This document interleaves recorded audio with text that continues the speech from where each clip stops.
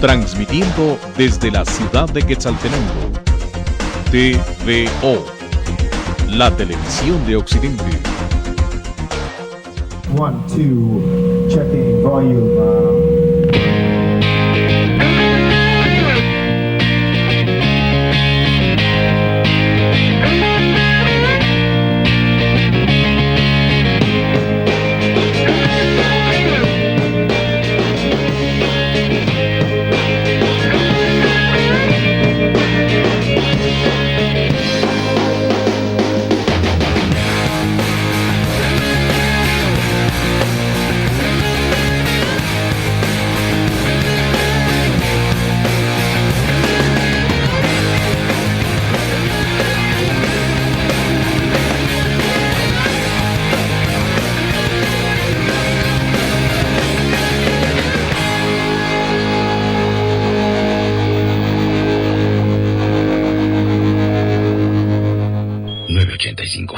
Data. Ningún hombre podrá conocer jamás su propia muerte. Jean-Paul Sartre. Se le llama de muchas formas: colgar los tenis, defunción, estirar la pata, enfriarse, patearse, fallecer, partir en nave de 4 velas, expirar, ir a Morelia, ir a la ciudad de las Calacas, deceso, ser llevado por la huesuda, perecer, desvivir, entregar el equipo, chupar faros, sucumbir, acompañar a la flaca, espichar y un largo etcétera. Pero a fin de cuentas, muy pocas cosas imponen tanto respeto como la muerte.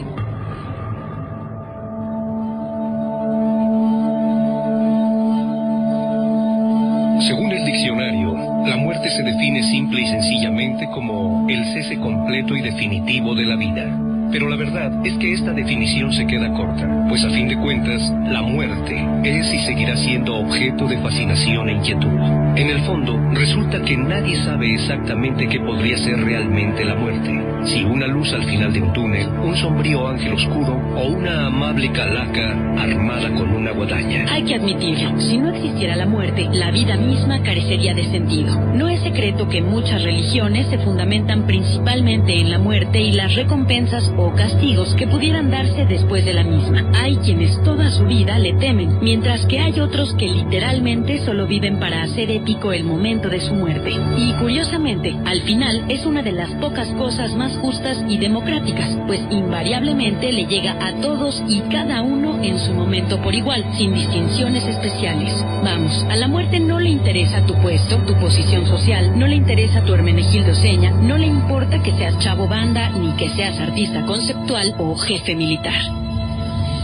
Una persona morirá más rápido por una falta total de sueño que por una falta total de alimento. La muerte llega en unos 10 días aproximadamente para aquellos que no duermen, y para aquellos que no comen llega en unas cuantas semanas. Pero, ¿qué es realmente la muerte? La verdad es que nadie ha vivido para contarlo. Sin embargo, siempre es posible hacer el intento por averiguarlo. Relájense, dejen atrás el miedo, abran su percepción y déjense llevar, que la ronda de hoy está dedicada precisamente a la muerte. ¿Qué sucede cuando uno muere? Lo primero y más notorio que sucede tras la muerte es que el cuerpo se enfría y palidece, debido al cese de la circulación sanguínea. Este proceso se presenta a los 30 o 45 minutos de haberse producido la muerte, aunque, obviamente, puede variar según las condiciones ambientales. Se inicia también un proceso de rápida deshidratación. Este se refleja en la piel, la cual se torna dura al tacto, y en los globos oculares, que se contraen un poco y pierden su brillo. La sangre se empieza a coagular y a apelmazar en las zonas inferiores del cuerpo. El suero sanguíneo, libre de glóbulos, tiende a filtrarse por los poros, dando lugar a una particular exudación característica del llamado estado post-mortem. 4 o 5 horas después, los músculos comienzan a ponerse rígidos, dando lugar al llamado rigor mortis. La rigidez es apreciable primero en la zona de la nuca y la mandíbula inferior, y se extiende por el cuerpo hasta concluir con la extensión de las piernas. De ahí el término estirar la pata. El proceso del rigor mortis ocasionalmente produce movimientos espontáneos.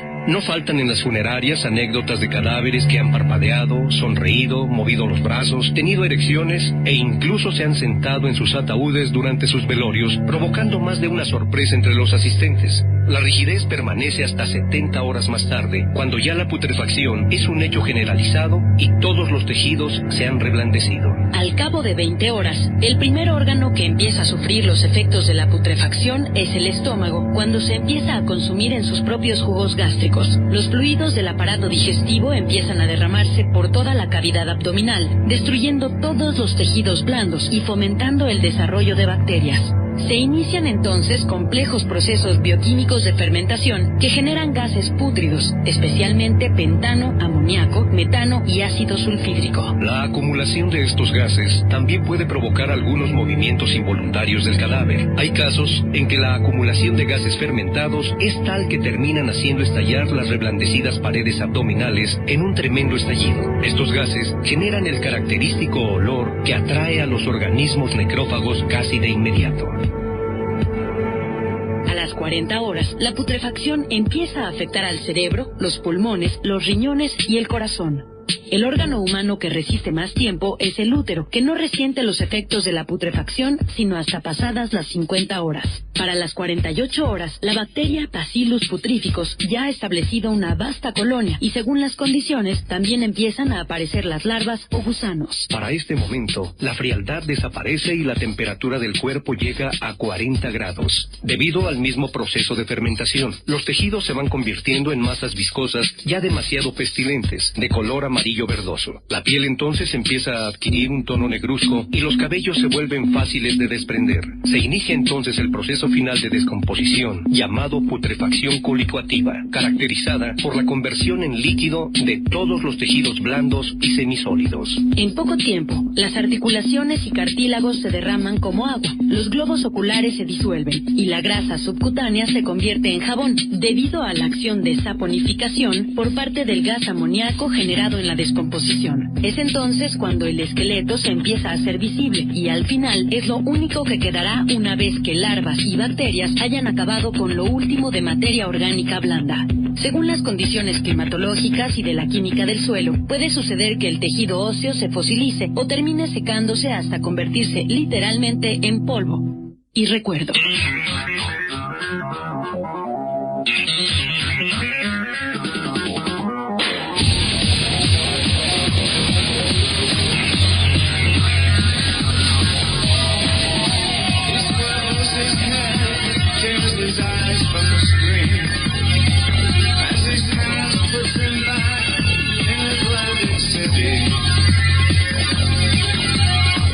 There's not even a demon in heaven or hell.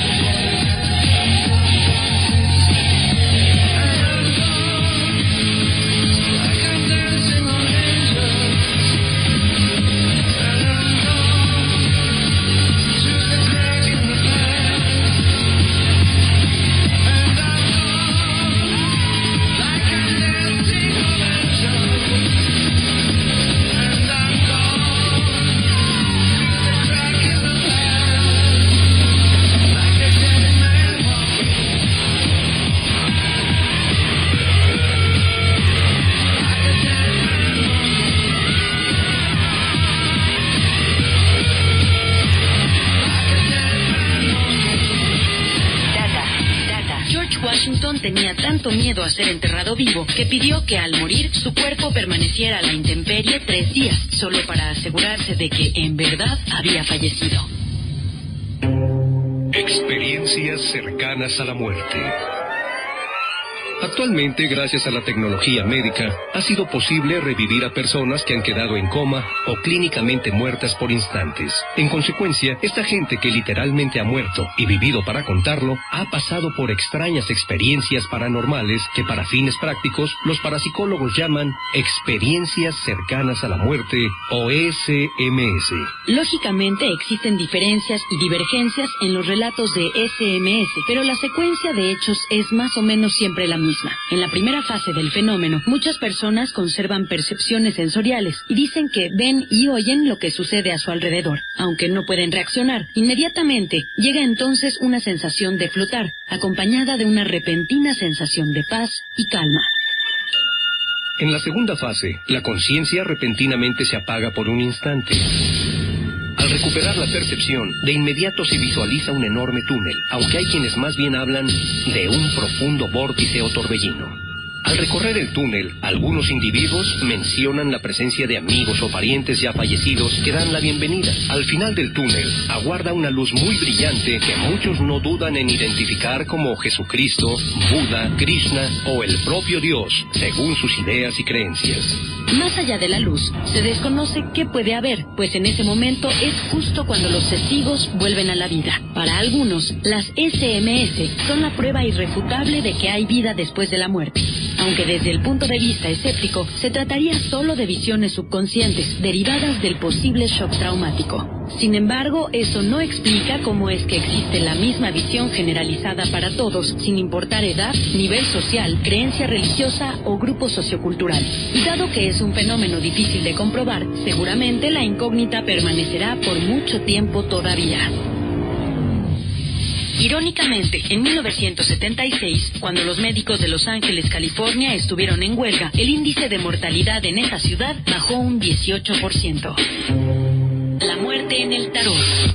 En la baraja del tarot, la muerte aparece en la carta número 13. Usualmente se le representa como un esqueleto de pie usando una guadaña para cegar un campo donde, en vez de trigo, hay cabezas y huesos. Aunque en algunas versiones se le representa también como un esqueleto encapuchado montado en un caballo blanco. Sin duda es la carta más impactante de todas, pero no necesariamente es tan fatalista como su imagen y número pudieran indicar. Simbólicamente representa a la muerte en su faceta de ejecutora. La guadaña representa el poder tajante de una autoridad suprema que corta lo perjudicial y negativo de cada vida sin concesiones especiales. Los trozos de cuerpos que hay en el suelo simbolizan el pasado, la enseñanza, el conocimiento y la sabiduría de las experiencias vividas que hay que asimilar para construir luego un futuro mejor. La carta de la muerte representa enfermedad, crisis, finalidad, destrucción, pérdida o muerte, pero en un sentido esotérico. O sea, en realidad representa la destrucción necesaria antes de reconstruir. Es por esta razón que también se le da una lectura de sorpresa, un cambio repentino e inesperado o una buena noticia camuflada. Así pues, la muerte se interpreta realmente como el final de un ciclo y principio de otro, la transformación continua y el cambio eterno. Cabe mencionar que la muerte aparece también en otro tipo de baraja. Es la del juego tradicional de lotería mexicana. Si bien en este juego carece de toda intención simbólica o mágica, curiosamente su imagen en esta carta es prácticamente igual a la del tarot, salvo que por el detalle de que aquí se ha omitido el campo de cabezas y huesos y solo aparece la calaca sosteniendo su institucional guadaña. En la baraja inglesa, la muerte es representada por el as de espadas. De acuerdo a la autopsia practicada a Elvis Presley al momento de su muerte, su cuerpo contenía 10 drogas diferentes. La Santa Muerte. Entre la gran cantidad de santos a los que muchos les rezan y prenden veladoras, existe uno que en años recientes ha ganado gran popularidad. Se trata de la Santa Muerte, a la cual, de entrada, se le atribuye rapidez para conceder milagros, aunque no deja de ser una presencia un tanto perturbadora para muchos. Se desconoce cuándo surgió el culto a la Santa Muerte en México. Según una leyenda, un típico hechicero y yerbero de Veracruz tuvo una serie de visiones en sueños que culminaron con la aparición de una imagen de la muerte en el techo de su casa. El brujo pronto buscó al párroco local para que le bendijera la imagen, pero este se negó, alegando que la imagen seguro era cosa de magia negra y no un milagro. En todo caso, el hierbero siguió teniendo visiones y revelaciones, y en una de esas, la imagen de la muerte finalmente le habló y le pidió que preservara su imagen y que le prendiera velas rojas para ella poder quitar el dolor y miedo a la hora de morir. Sea cierto el cuento o no, el caso es que por lo menos desde inicios del siglo XX existe el culto a la Santa Muerte, que sobra decir, no está reconocida ni canonizada oficialmente por ningún sector católico, aunque parte de la misma fe. La Santa Muerte es representada por la siempre recurrente imagen del esqueleto encapuchado que sostiene una guadaña, aunque en algunos casos también trae una vela, un rosario, un libro, un globo terráqueo o cualquier otro objeto simbólico. Se le muestra siempre de pie, en actitud benevolente o serena. Por lo regular, sus efigies son de madera, pasta, cera o de metal si se trata de dijes para llevar al cuello. Estos últimos, los de uso más generalizado. A la Santa Muerte se le puede encontrar representada de color negro, blanco o rojo escarlata. Cuando está de negro, es una evocación que defiende de enemigos y ataca. Blanca representa protección, luz y sabiduría. Y roja, cuando tiene que ver en las situaciones relacionadas con el amor y las pasiones humanas. Lo que ha vuelto popular al culto a la Santa Muerte por encima del culto a otros santos como el Niño de Atocha o San Isidro Labrador es que se supone que la Santa Muerte es muy rápida y efectiva para conceder milagros. Las virtudes milagrosas de la Santa Muerte son, entre otras, recuperar el amor perdido, asegurar matrimonios, ayuda en lo económico, sanar enfermedades terminales, repeler brujerías, eliminar enemigos y, en general, proteger contra cualquier posible daño. Por lo general, el culto a los santos implica cumplir ciertos requisitos y reglas a cambio de los milagros pedidos. Así, por ejemplo, al Santo Cristo de Chalma hay que ofrecerle bailes, a San Antonio de Padua lo ponen de cabeza el 13 de junio, etc. En el caso de la Santa Muerte, esta exige que se le tenga en un pequeño altar con mínimo una veladora siempre encendida. Si se le pide algo, se le tiene que prometer a cambio algo que se pueda cumplir, lo que sea. Pero es importante cumplirlo, si no, la próxima vez que se le pida algo, tardará en cumplirlo o de plano no lo hará. Aunque oficialmente no cuenta con fecha en el santoral, a la Santa Muerte se le conmemora el Viernes Santo y obviamente el Día de Muertos. Como todo santo reconocido o no, cuenta con sus muy propias oraciones que enfatizan ante todo su aspecto protector contra cualquier amenaza. De especial atención resulta que la gran mayoría de sus adeptos son individuos de vida nocturna o que ejercen profesiones de alto riesgo. En todo caso, su culto no es exclusivo de México, pues también se le reverencia en Brasil, Argentina, Paraguay y Bolivia principalmente. Algunas tortugas carroñeras son utilizadas por la policía para localizar cadáveres. Ritos funerarios. Se desconoce de dónde surgió exactamente la costumbre de mostrar reverencia a los muertos, pero las tumbas más antiguas datan de hace poco más de 60.000 años. Ya en esa época, los neandertales enterraban a sus muertos en el suelo de las cavernas que habitaban. Los cadáveres eran colocados de lado en posición fetal, junto con sus herramientas y flores silvestres, para luego ser cubiertos con tierra y piedras pesadas. Debido a la gran diversidad de culturas existentes, hay también una gran variedad de métodos para disponer de los muertos. A grandes rasgos, es posible agrupar los ritos funerarios en 5 tipos específicos: enterramiento, cremación, inmersión, embalsamación y disposición mediante animales carroñeros.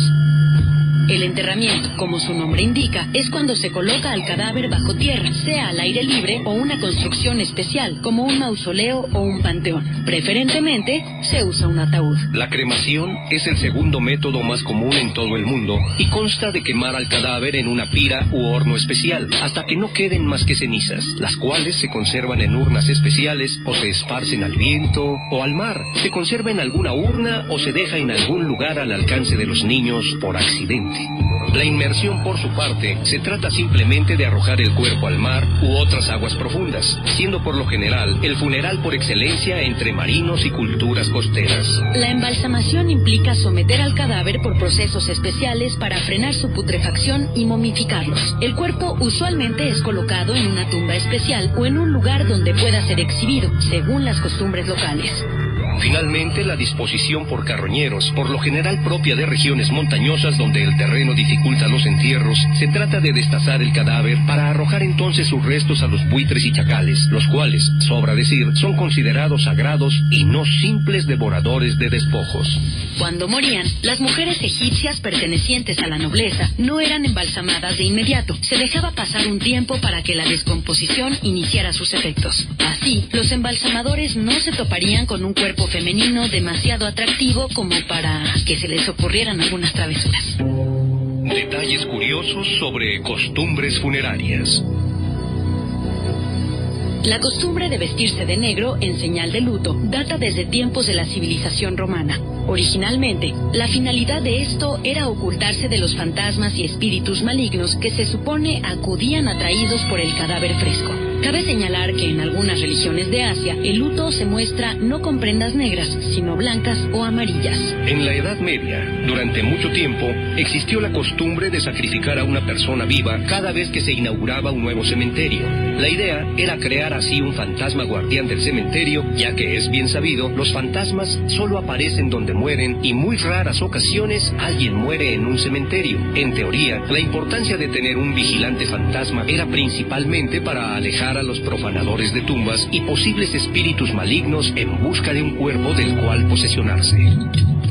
Hasta fines del siglo XIX, la parte norte de los cementerios apenas se empleaba para enterrar a la gente. Usualmente era la parte más sombría y descuidada, pues era el área reservada para enterrar a los suicidas. Ocasionalmente, los suicidas, igual que los criminales, también eran enterrados en los cruces de caminos, esperando así que si regresaban como fantasmas, se confundirían sobre cuál camino tomar y permanecerían en el mismo lugar hasta finalmente desaparecer. El vocablo funerario proviene del latín funus, que quiere decir antorcha. En la antigua Roma se creía que la luz de las antorchas ahuyentaba a los malos espíritus y que el humo del fuego guiaba más fácilmente al alma del difunto hacia el cielo. Con el paso de los siglos, las antorchas fueron sustituidas por velas, pero el nombre permaneció. Y por cierto, la costumbre del paso lento en cortejos fúnebres se debe precisamente a que en tiempos antiguos se debía caminar despacio para evitar que se apagaran las velas que usaban.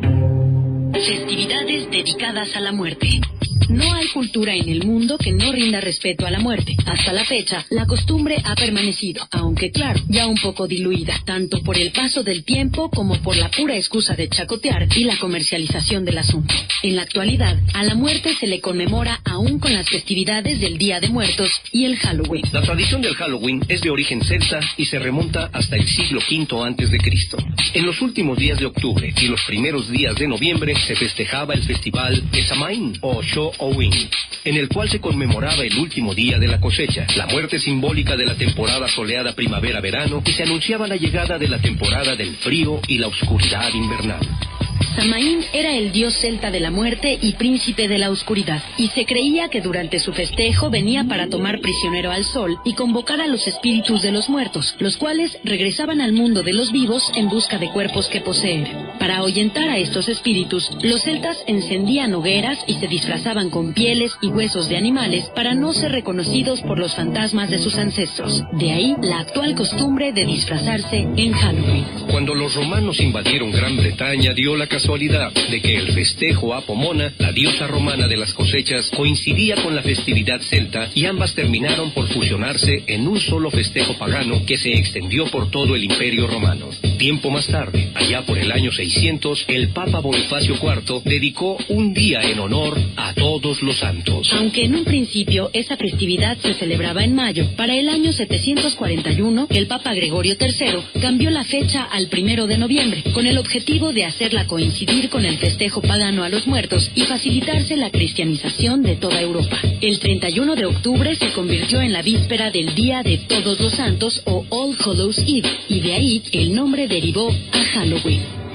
En tiempos de los aztecas también existía una festividad dedicada a la muerte, celebrada a fines de verano e inicios de otoño. Este festejo se llevaba a cabo en el 9º mes del calendario azteca, o sea, más o menos en lo que hoy son los meses de agosto y septiembre. Este festejo, que duraba todo el mes, estaba dedicado principalmente a la diosa Mictancíhuatl, diosa que murió al dar a luz y esposa de Mictlantecutli, dios de la muerte y señor del Mictlán, el lugar subterráneo a donde iban los que morían de muerte natural.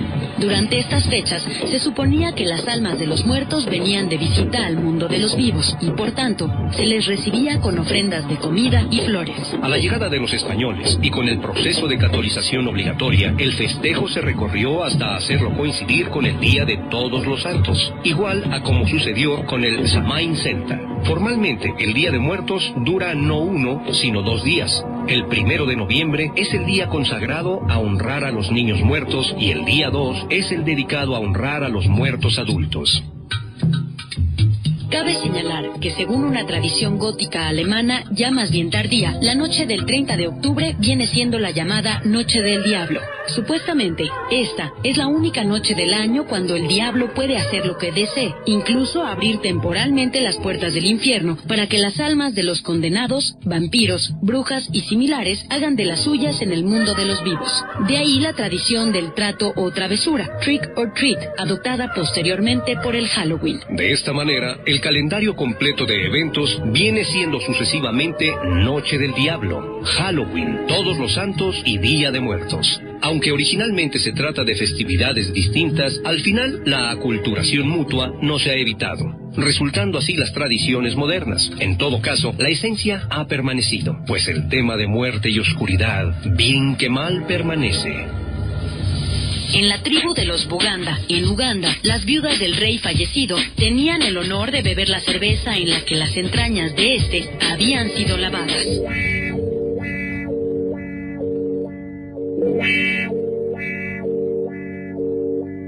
Sobre la muerte podríamos seguir diciendo mucho. Y sin embargo, al final nunca acabaríamos de entender todos sus misterios y secretos. Tal vez después de todo, a la muerte no hay que entenderla, sino aceptarla como lo que es, el complemento sin el cual la vida carecería de cualquier sentido. Dame la muerte chiquita, dame la muerte pequeña, y así tal vez en tus brazos alcanzaré gracia plena. Su esencia de alta marea, sus besos de tamarindo, dicen que usted trae la sombra y por dentro está todo herido.